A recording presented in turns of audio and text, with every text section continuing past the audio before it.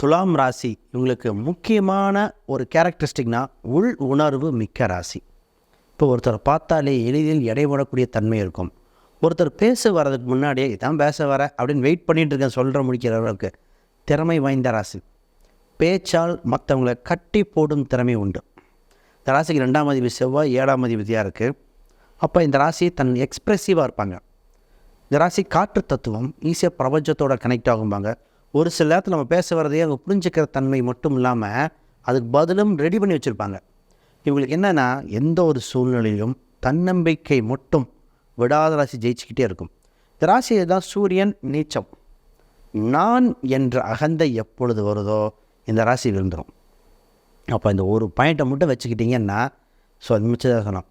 பேச்சாள் உயர்வு, திறமை வாய்ந்த ராசி, சொத்து சுகம் வரைக்கும் சேர்த்துரும், நட்பு வட்டாரத்தில் நல்லாயிருக்கும், அரவணைத்து போகும் தன்மை, இந்த மாதிரி கொடிகட்டி சொல்லிக்கிட்டே பார்க்கலாம். பெஸ்ட்டு ராசியில் இந்த ராசி ஒன்று. காலபுருஷனுக்கு 7ஆம் இடம், திறமை வாய்ந்த ராசி.